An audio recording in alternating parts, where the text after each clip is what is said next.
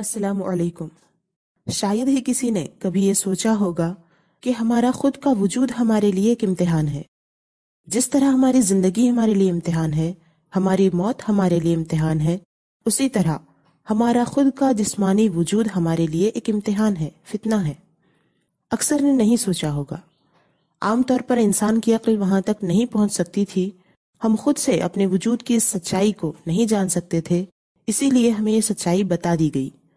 جس نے ہمیں وجود بخشا، ہمیں پیدا کیا، اسی نے ہمیں یہ بتا دیا کہ مرد یا عورت ہو کر پیدا ہونا اللہ کی طرف سے اپنے بندوں کے لیے ایک امتحان ہی ہے، کہ بندہ اپنے رب کی مرضی سے ملی اپنی جنس کو ایکسپٹ کرتا ہے، اس سے جڑی ذمہ داریوں کو قبول کرتا ہے اور اس کو اس طریقے پر سنبھالتا ہے جس طریقے سے اسے سنبھالنے کا حکم دیا گیا ہے، یا پھر وہ میرا جسم میری مرضی کہہ کر اپنے جسمانی وجود کو بدلنے کی کوشش کرتا ہے، اس کو آوارہ چھوڑنے کی خواہش کرتا ہے اور اس سے جڑی ذمہ داریوں کو ادا کرنے میں کوتاہی کرتا ہے۔ فتنے کا مطلب ہوتا ہے آزمائش۔ اس بات کو ہمیشہ یاد رکھنا چاہیے کہ اس دنیا کو اللہ تعالیٰ نے امتحان گاہ، آزمائش کی جگہ بنا کر اس میں ہمیں پیدا کیا ہے، اور پھر اس میں ہمارے لیے کئی طرح کے امتحانات رکھے تاکہ اچھی طرح امتحان میں کامیاب ہو کر جنت کی صورت میں ہم بے شمار انعامات کے حقدار بنے۔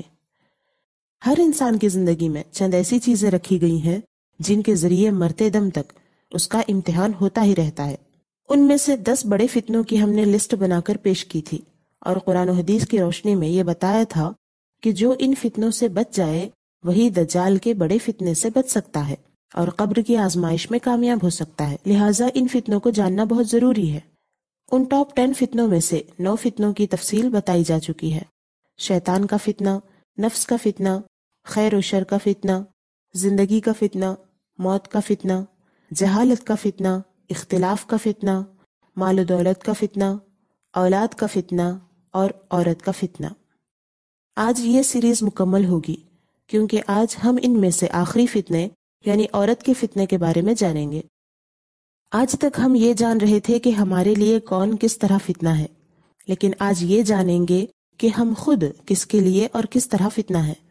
عورت فتنہ ہے، اس کا مطلب یہ بالکل بھی نہیں ہے کہ عورت کوئی منحوس یا بری چیز ہے، بلکہ اس کا مطلب یہ ہے کہ جس طرح مال اور اولاد اللہ کی جانب سے بندوں کو ملنے والے انعامات ہیں، لیکن اس کے باوجود انسان کے لیے آزمائش ہے، اسی طرح موت و حیات انسان کے لیے آزمائش ہے، بالکل ایسے ہی عورت بھی اس کے لیے آزمائش ہے، فتنہ ہے۔ اچھائی کی طرف لے جائے تو اچھی چیز ہے اور برائی کی طرف لے جائے تو بری ہے۔ جب ہم اس آزمائش کی تفصیل جانیں گے تو ہمیں اپنی ذات کی چند ایسی حقیقتیں معلوم ہوں گی جن سے انجان ہونے کی وجہ سے ہم خواہ مخواہ پریشان ہوتے ہیں۔ امید ہے کہ اس فتنے سے آگاہ ہو کر ہم اپنی زندگی کو آسان بنانے میں کامیاب ہوں گے۔ ہاں، اس کے لیے یہ بہت ضروری ہے کہ تھوڑا صبر کے ساتھ ساری باتیں سنی سمجھی جائیں، جلد خفا ہو کر سننا بند نہ کیا جائے۔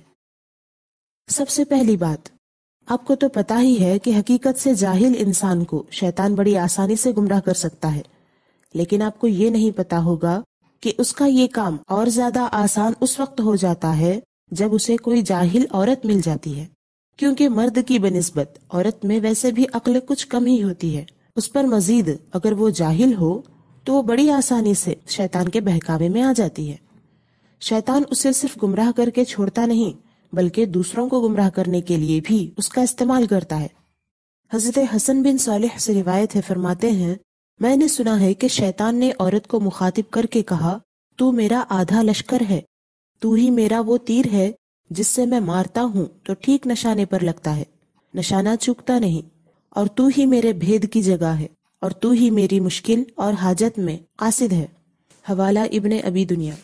حدیث مبارکہ ہے، ان المرأة سہم من سہام ابلیس، بے شک عورت ابلیس کے تیروں میں سے ایک تیر ہے۔ حوالہ کنز العمال۔ ایک اور حدیث مبارکہ ہے، والنساء حبائل الشیطان، عورتیں شیطان کی رسیاں ہیں۔ حوالہ مشکات شریف۔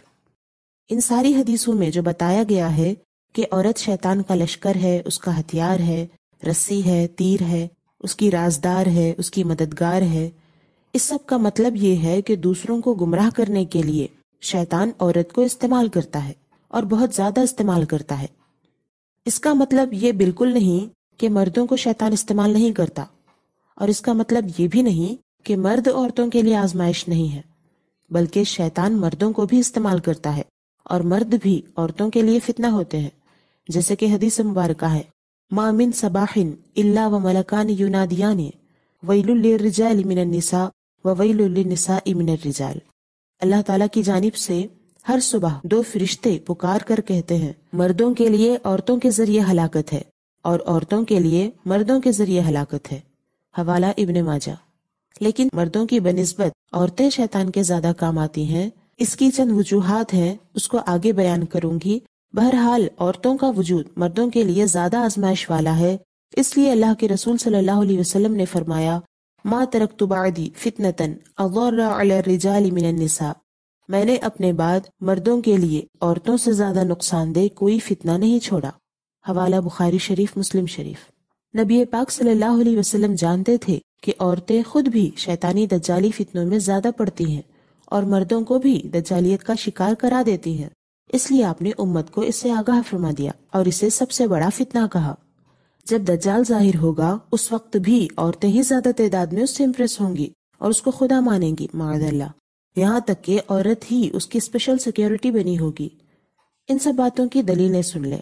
حدیث مبارکہ ہے اکثر من یتبعہ الیہود والنساء والاعراب، جب دجال ظاہر ہوگا اس کے پیچھے اکثر یہودی ہوں گے اور عورتیں ہوں گی اور دیہاتی لوگ ہوں گے، حوالہ المعجم الکبیر للطبرانی۔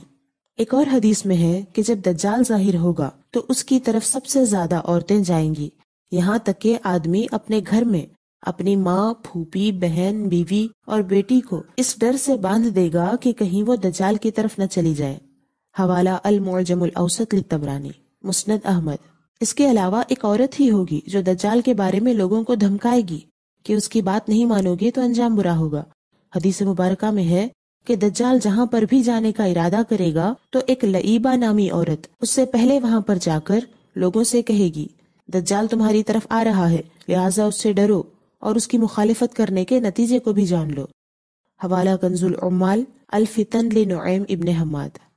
معلوم ہوا کہ دجال جو شیطان کا سب سے بڑا کارندہ ہے اور کائنات کا سب سے بڑا فتنہ ہے، اس فتنے کو دنیا بھر میں پھیلانے کے لیے بھی شیطان عورتوں کو ہی زیادہ استعمال کر رہا ہے اور کرتا رہے گا۔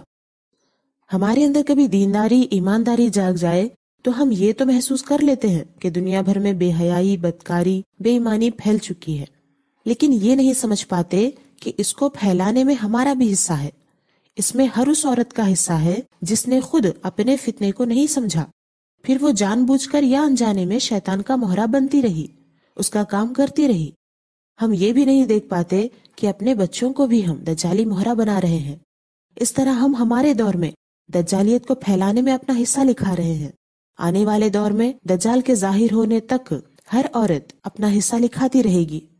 جو جتنا زیادہ شیطان کا ہتھیار بن کر کام کرے گی اتنا ہی وہ دجالی فتنے کو پھیلانے میں ذمہ دار ٹھہرے گی۔ ہاں، اگر ہم سچے مسلمان ہیں تو ہمیں اللہ اور اس کے رسول صلی اللہ علیہ وسلم نے ایسے بہترین طریقے بتائے ہیں کہ ان کو اپنانے کے بعد بہت ہی سیف طریقے سے ہم اس شیطانیت سے بچ سکتے ہیں، اور ایسا کر کے دنیا کی بہترین چیزوں میں اپنا شمار کرا سکتے ہیں، جن کے بارے میں اللہ کے رسول صلی اللہ علیہ وسلم نے فرمایا ہے خیر المتاع الدنیا المرأة الصالحہ، دنیا کی بہترین چیز نیک عورت ہے۔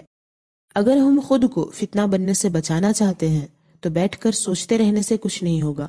اس کے لیے سب سے پہلے یہ جاننا ضروری ہوگا کہ عورت کس طرح سے خود کے لیے اور مرد کے لیے سب سے بڑا فتنہ ہے، اور شیطان کیوں عورت کو آسانی سے استعمال کر سکتا ہے۔ تو جان لیجئے کہ اس کی 2 وجہ ہیں۔ پہلی وجہ جسمانی ساخت، بناوٹ، اور دوسری وجہ دماغی صلاحیت۔ پہلی وجہ اس آیت میں بیان ہوئی ہے زُيِّنَ لِلنَّاسِ حُبُّ الشَّهَوَاتِ مِنَ النِّسَاءِ وَالْبَنِينَ وَالْقَنَاطِيرِ الْمُقَنطَرَةِ مِنَ الذَّهَبِ وَالْفِضَّةِ وَالْخَيْلِ الْمُسَوَّمَةِ وَالْأَنْعَامِ وَالْحَرْثِ ذَلِكَ مَتَاعُ الْحَيَاةِ الدُّنْيَا وَاللَّهُ عِندَهُ حُسْنُ الْمَآبِ۔ لوگوں کے لیے آراستہ کی گئی ان کی خواہشوں کی محبت، عورتیں اور بیٹے، اور تلے اوپر سونے چاندی کے ڈھیر، اور نشان کیے ہوئے گھوڑے اور چوپائے اور کھیتی، یہ جیتی دنیا کی پونجی ہے، اور اللہ ہے جس کے پاس اچھا ٹھکانہ۔ سورہ آل عمران آیت نمبر 14۔ اس آیت میں یہ بتایا گیا کہ عورتوں، بیٹوں، مال و اولاد، سونا چاندی، کاروبار، باغات، عمدہ سواریوں اور بہترین مکانات کی محبت کو لوگوں کے لیے سنوار کر پیش کیا گیا ہے۔ اس لیے دیکھا جاتا ہے کہ انسان ان چیزوں سے لگاؤ بھی رکھتا ہے اور اس لگاؤ کو کوئی بری بات بھی نہیں سمجھتا۔ اللہ تعالیٰ نے ہی انسان کے لیے یہ چیزیں دنیا میں رکھیں اور ان کے دل میں ان چیزوں سے لگاؤ بھی اللہ تعالیٰ نے ہی پیدا کیا، اور ان چیزوں کو حاصل کرنے اور استعمال کرنے کی کچھ حدیں رکھیں تاکہ ظاہر ہو جائے کہ کون خواہش کے پیچھے چلتا ہے اور کون خواہشات کو کنٹرول کر کے خدا کے حکم پر چلتا ہے۔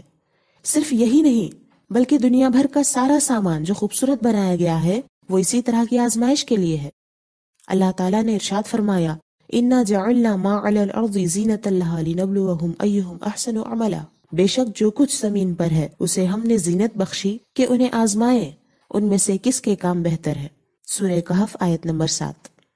ان پرکشش چیزوں میں سب سے پہلے عورتوں کا ذکر اس لیے ہے کیونکہ باقی چیزوں کے بالمقابل سب سے زیادہ چاہت عورت کی ہوتی ہے۔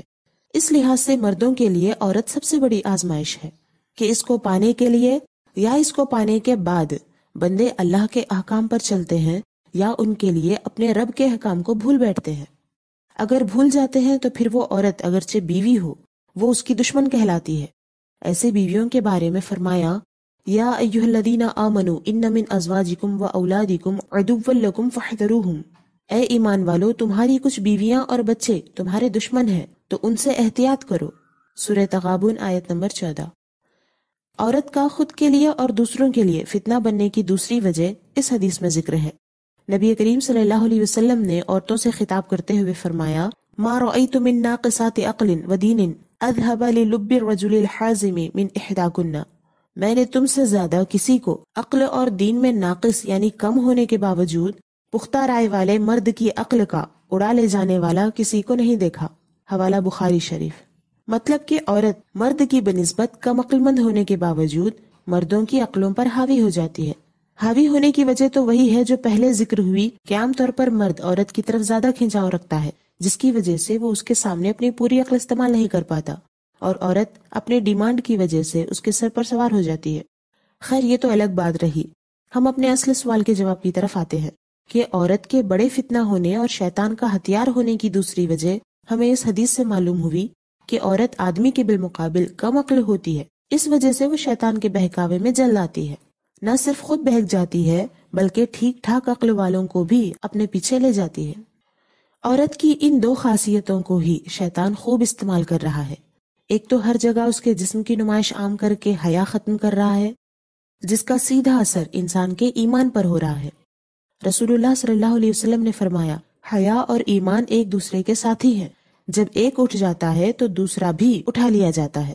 حوالہ مشکات شریف۔ اور دوسری طرف عورتوں کو مردوں کے برابری کا بھوت لگا کر، خود کو مرد کے برابر عقل مند سمجھا کر ان کو اپنے فیصلے منوانے پر اکسا رہا ہے۔ اب حالت یہ ہے کہ مرد کے فیصلے کے پیچھے چلنے کو عورت ذلت محسوس کر رہی ہے۔ اس کے بعد تو لازمی بات ہے کہ کم عقلی کے فیصلے خود اس کے لیے اور اس کے ماتحتوں کے لیے فتنے کی وجہ بن رہے ہیں۔ بہرحال ایمان والوں کو قرآن و حدیث کی ایک دلیل بھی کافی ہوتی ہے۔ اب تک بتائی گئی دلیلوں سے آپ نے جان ہی لیا ہوگا کہ عورت کس طرح خود کے لیے اور دوسروں کے لیے فتنہ ہے۔ لیکن اگر خدا نخواستہ کسی خاتون کو ان دونوں وجہوں سے خود کے وجود کو سمجھنا مشکل ہو رہا ہو، یا خود کو مرد کے بالمقابل کم عقل ماننے میں تکلیف ہو رہی ہو، یا جسمانی اعتبار سے فتنہ ہونے میں شک ہو، تو پھر اس کے سامنے دو ہی راستے ہیں۔ ایک تو یہ کہ وہ سائنسی اعتبار سے بھی جانے کہ مرد و عورت کے درمیان فزیکلی اور مینٹلی کتنا فرق ہوتا ہے، اور مزید قرآن و حدیث اور دینی کتابوں کا مطالعہ کرے۔ اس سے ممکن ہے کہ شک دور ہو جائے اور سیدھا راستہ نظر آئے۔ دوسرا راستہ یہ ہے کہ ان سب باتوں کو سمجھنے کے لیے وہ اپنی زندگی کو داؤ پر لگا کر تجربے بھی کرتی رہ سکتی ہے، لیکن اس راستے میں حقیقت سمجھ آنے تک دیر ہو جاتی ہے۔ اس کے بعد تو صرف حیرانی اور پچھتاوے ہی ہاتھ آتے ہیں۔ خیر، جنہوں نے اللہ اور اس کے رسول کا حکم مان لیا اور انہیں یہ سمجھ آ گیا کہ عورت کی ساخت اور اس کی کم عقلی یہ دو ایسی چیزیں ہیں جو اس کے فتنہ ہونے کی اہم وجہ ہیں، اس لیے عورت پر لازم ہے کہ وہ خود کو اپنے لیے اور دوسروں کے لیے فتنہ بننے سے بچائے، اور مردوں پر فرض ہے کہ وہ عورت کے فتنے سے بچے۔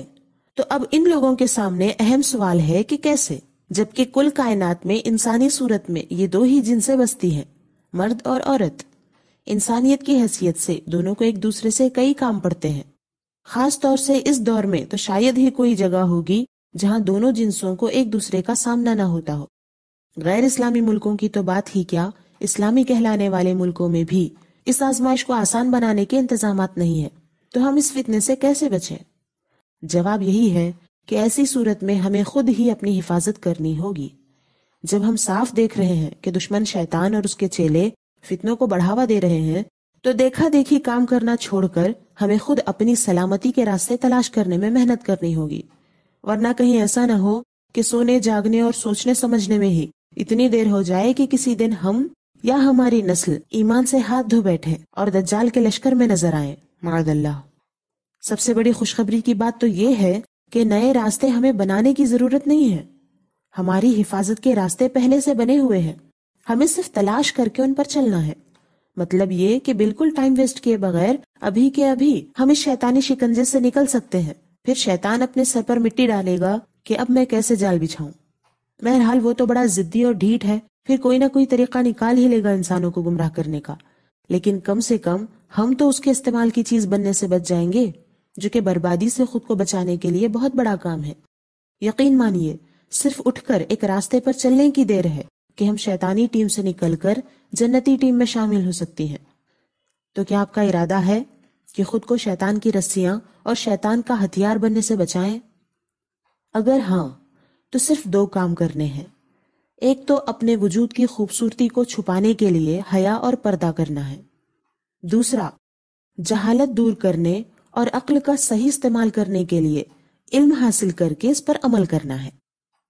عورت کے فتنے سے بچنے کے لیے مردوں کے لیے بھی یہی 2 کام ہیں، حیا اور پردہ کرنا اور علم حاصل کر کے اس پر عمل کرنا۔ یقین جانیے یہ 2 ہی کام ہیں اور بہت آسان ہیں اور سکون دلانے والے ہیں۔